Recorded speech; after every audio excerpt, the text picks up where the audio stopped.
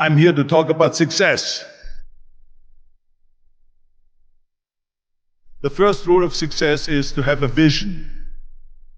You see, if you don't have a vision of where you go, and if you don't have a goal where you go, you drift around and you never end up anywhere. I mean, as you know, I was born in 1947 in Austria after the Second World War. So I was very fortunate that I stumbled onto my vision. And I didn't really like Austria when I grew up. I couldn't wait to get out of there. I couldn't see myself becoming a farmer or a worker in a factory or anything like that. Even though my parents wanted me to stay there and have a normal life. But that was their vision, not mine. My vision was totally different. I felt that I was born for something special, for something unique, for something big. Then one day I went to school. I remember I was 11 years old. And they showed a documentary about America. There they showed in this documentary the huge skyscrapers, the high-rises, the huge bridges, the 6-lane freeways, and all of this stuff. And I said to myself, that's where I want to be. I don't want to be around here with little farmhouses and these little buildings. I want to be in America. One day after school, I walked by a store in Graz. So I went inside and I looked around, and then I saw a magazine. I saw a bodybuilding magazine that had Reg Park on the cover. Reg Park was then a 3-time Mr. Universe. And I saw him on the big screen as Hercules. I read that and I said to myself, wow, this is the blueprint for my life. This is exactly what I want to do. I want to become a bodybuilding champion just like Reg Park. I want to get into movies just like Reg Park. And I want to make millions of dollars and be rich and famous just like Reg Park. You know how great it felt that I knew where I was going? Imagine the majority of people don't know where they're going. I knew where I was going. That I'm going to become this bodybuilding champion just like him. So it was just a question of how do you do it? I was so relieved because when you have a goal, when you have a vision, everything becomes easy. So people always ask me, when they saw me in the gym in the pumping iron days, they say, why is it that you're working out so hard?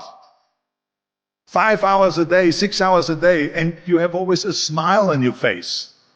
And I told people all the time, I said, because to me, I'm shooting for a goal. In front of me is the Mr. Universe title. So every rep that I do gets me closer to accomplishing that goal, to make this goal, this vision turn into reality.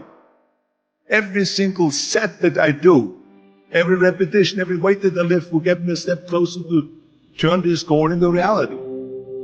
So I couldn't wait to do another 500-pound squat. I couldn't wait to do another 500-pound bench press. I couldn't wait to do another 2,000 reps of sit-ups. I couldn't wait for the next exercise. At the age of 20, I went to London and I won the Mr. Universe contest as the youngest Mr. Universe ever. And it was because I had a goal. So let me tell you something, visualizing your goal and going after it makes it fun. You've got to have a purpose no matter what you do in life. You've got to have a purpose. 74% hate their job in America.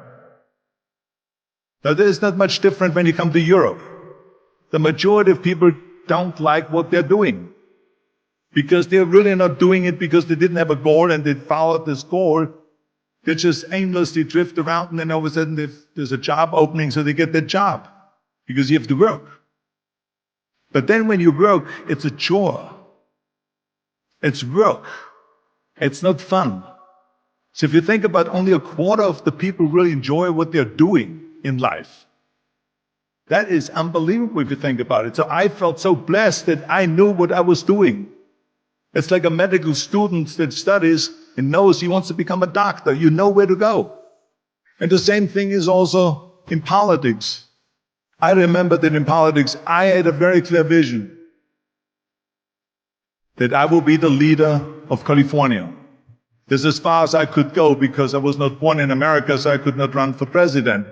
So being the governor of the fifth largest state, I should say the largest state, the fifth largest economy in the world, was for me really the ultimate title, the ultimate accomplishment in politics. So even though people came up to me and says, why don't you go and run for something smaller, you're never gonna make it. I ran for governor, and then 2 months later I became governor of the state of California. Again, because I had a very clear vision what I'm gonna do with California. So that's rule number one, have a vision. Rule number two is, don't listen to the naysayers. Don't listen to the naysayers.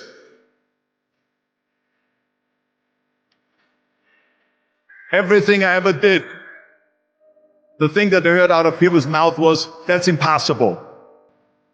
That can't be done. Or no.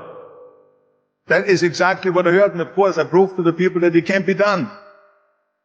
So whenever someone said to me, it can't be done, I heard, it can be done. When they said no, I heard yes. And when they said it's impossible, I heard, it is possible. I'm a strong believer of what Nelson Mandela said, that everything is always impossible until someone does it. Well, I'm going to be the one that said to myself, I'm going to do it and I'm going to show it to them. Maybe it has never been done before. That's perfectly fine with me. But I'm going to do it. And I did not listen to the naysayers. It's all about the hard work that you put in. I said to myself, in bodybuilding, I worked out 5-6 hours a day. I'm going to do the same thing now for acting. And of course, I went to college to study English. I studied the accent removal, acting classes, and all of this stuff, all day long. I worked and I worked and I worked. And within a short period of time, I made one movie called Hercules in New York, which of course went right into the toilet. But it didn't discourage me. I still had the same vision. And then all of a sudden I did Streets of San Francisco. I did Stay Hungry and Pumping Iron and The Villain. And then all of a sudden I was asked by Dino De Laurentiis in the Universal Studio to star in Conan the Barbarian. And after I did Conan the Barbarian, the director at the press conference said to the press, the director was John Milius. He said to the press, if we wouldn't have had Arnold, we would have had to build one.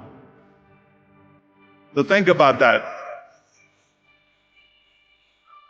The very body that they said can never be sold because the time is wrong. A few years later, I'm doing Conan the Barbarian, and it was the #1 hit at the box office when it came out in the summer of '82. Think about that. And the director says, if we wouldn't have had his body, we would have had to build one. So all of a sudden, my body became an asset, not a liability.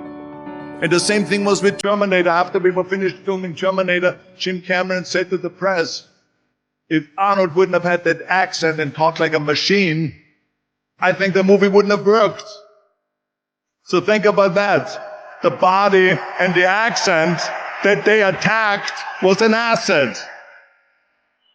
But I didn't listen to those losers.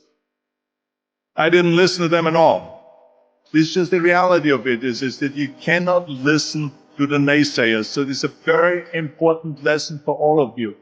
So when someone says, no, this is a stupid idea, you in your mind, you don't have to say it, but in your mind just say this of you. So, what do you know?